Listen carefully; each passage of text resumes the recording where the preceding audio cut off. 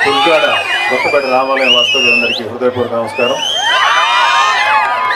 గత 15-20 ఏళ్ళుగా ఈ అధికారానికి అనుభవిస్తూ సామాన్యుల్ని పీడించుతున్న చాలామంది మీద మేము యుద్ధం చేసాం జనసేన తరఫున.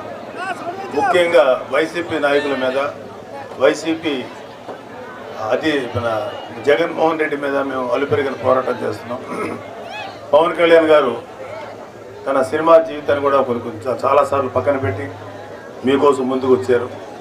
ఎంతోమందికి ఎన్నో విధాలుగా తనకి అధికారం లేకపోయినా తన దగ్గర ఉన్నటువంటి తన సినిమాల్లో సంపాదించిన డబ్బుని ప్రజల కోసం కోట్లాది రూపాయలు ఖర్చు పెట్టిన సందర్భాలు మీ అందరికీ తెలుసు.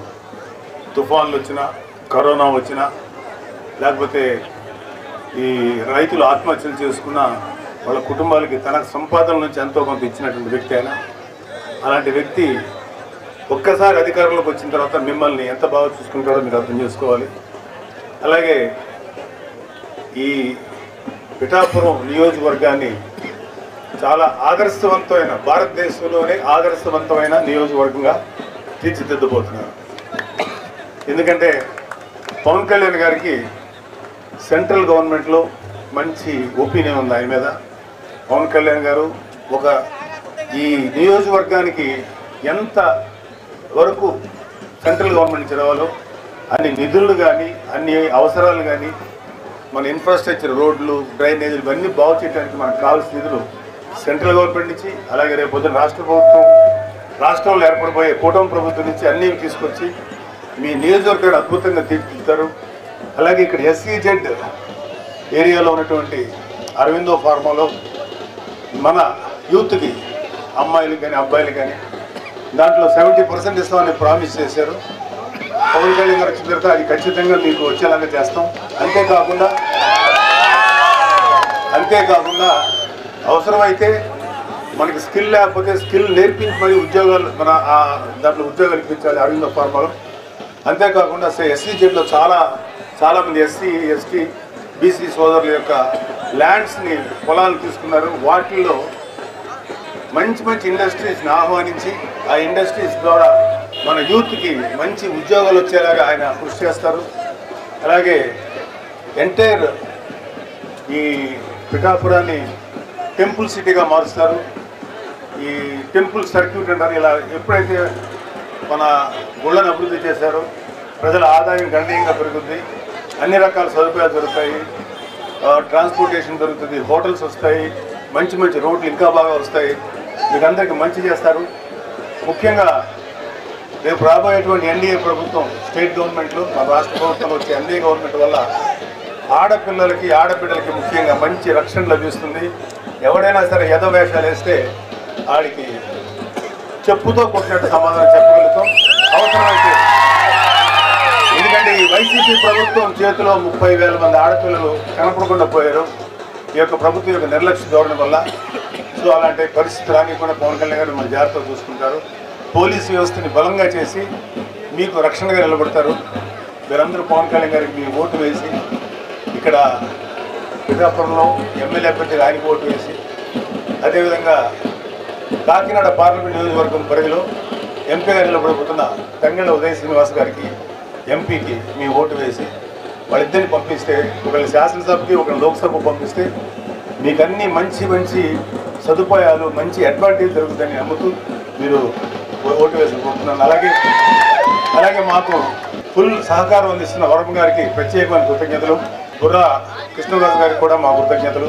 ఆయన కూడా మాకు ఎంతో సహకారం అందిస్తున్నారు. అందరూ బాగున్నారమ్మా? బాగున్నారా? నేను వచ్చేటప్పుడే ఒక అతను ఎవరో ఈ వైసీపీ ప్రభుత్వానికి సంబంధించిన కల్తీ మద్యం తాగినట్టున్నాడు ఒక ఆయన. నా దగ్గరకు వచ్చి హైపరాదిని అడిగానని చెప్పమంటున్నాడు. ఆ కల్తీ మద్యం ఎంత పని చేస్తుందో మీరే చూడండి. ఇంకొక అతనైతే స్విచ్ ఆఫ్ అయిన ఫోన్ తీసుకొచ్చి నన్నే సెల్ఫీ అడుగుతున్నాడు. కాబట్టి ఆ కల్తీ మద్యం పోవాలన్నా, అలాంటి కల్తీ ప్రభుత్వం పోవాలన్నా ఈసారి మీరందరూ కూటమి నిలబెట్టిన ప్రతి అభ్యర్థిని గెలిపించాలి. ముఖ్యంగా ఇక్కడ ఎవరు? పవన్ కళ్యాణ్ గారు. ఫస్ట్ టైం నాకు పిఠాపురంలో నేను ఎందుకు పుట్టలేదా అని బాధగా ఉంది నాకు. నిజంగా పిఠాపురంలో పుట్టుంటే బాగుండేది, డైరెక్ట్ గా పవన్ కళ్యాణ్ గారికి ఓటేసి అదృష్టం ఉండేది కదా అని బాధపడుతున్నాను నిజంగా నేను. కాబట్టి ఇవన్నీ మీరు గమనించి ఈసారి పవన్ కళ్యాణ్ గారిని భారీ మెజారిటీతో గెలిపించాలి. దానికోసం ఇక్కడ కృషి చేస్తున్న మన వర్మ గారికి, అలాగే బీజేపీకి సంబంధించిన కృష్ణరాజు గారికి, ఇద్దరికి కూడా చాలా పెద్ద థ్యాంక్ యూ. అందరూ వాళ్ళిద్దరికి ఒకసారి గట్టిగా క్లాప్స్ కొట్టాలి మీరంతా. వాళ్ళిద్దరు సపోర్ట్ లేకపోతే ఇక్కడ ఇంత జరగదు. అలాగే ఈ వైసీపీ ప్రభుత్వం మిమ్మల్ని ఏం చెప్పి ఓటు అడుగుతుంది? మీ ఇంట్లో మంచి జరిగితే ఓటేయమంటున్నారు, అవునా?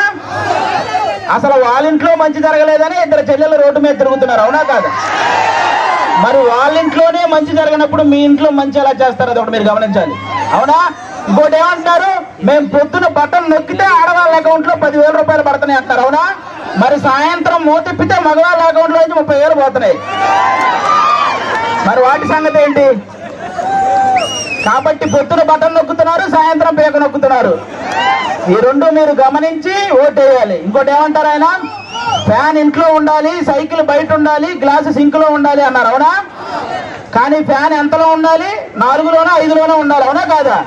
మీరే తెలియక లాస్ట్ టైం 151లో పెట్టారు, అందుకే కరెంటు బిల్లులు ఎక్కువైనాయి. కాబట్టి ఆ 151లో ఉన్న ఫ్యాన్ రెగ్యులేటర్ తగ్గించి మీరంతా 4లోనో 5లోనో పెట్టాలి ఈసారి. అప్పుడే మనందరం హ్యాపీగా ఉంటాం, అవునా కాదా? ఇంకోటి ఏమంటారు ఆయన, మేము సింగిల్ గా వస్తున్నాం, మీరంతా కలిసి వస్తున్నారు అంటున్నారు, అవునా? మన ఇంట్లో ఒక దొంగ పడితే ఏం చేస్తామమ్మా మనం? ఒక 3-4 కలిసి తరిమి కొడతామా లేదా?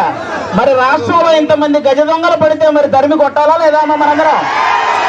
మరి కలవాలా లేదా? చెడుని చంపడానికి ఎప్పుడూ మంచి కలిసే వస్తుంది, అవునా కాదా? ఇక్కడ రీసెంట్ గా వంగా గీత గారు వడదెబ్బ తగిలి పడిపోయారని విన్నాను, అవునా? కానీ 5 సంవత్సరాల నుంచి మనకి ఎన్ని దెబ్బలు తగిలినాయమ్మా? వడదెబ్బల కంటే పెద్ద దెబ్బలు తగిలినాయి. మీరు ఆలోచించాలి, ఈ రాబోయే 10 రోజుల్లో 151 మందికి ఎక్కడొకక్కడ వడదెబ్బ తగిలి పడిపోతూనే ఉంటారు. ఆ డ్రామాలు నమ్మకండి, ఎందుకంటే ఆ డ్రామాలకు మా శ్రీదేవి డ్రామా కంపెనీలో కూడా ఇన్ని డ్రామాలు చూడాలి. కాబట్టి ఇవన్నీ మీరు గమనించి ఈసారి గాజు గ్లాసు గుర్తు మీద ఓటేయాలి. వన్స్ బూత్ లోకి వెళ్ళిన తర్వాత 2 గాజు గ్లాసు మీద గుర్తితే ఫ్యాన్ ఎగిరిపోవాలి, అవునా? ఇది గుర్తు పెట్టుకుని అందరూ ఓటేయాలని కోరుకుంటున్నాం. జై జనసేన, జై టీడీపీ, జై బీజేపీ. అలా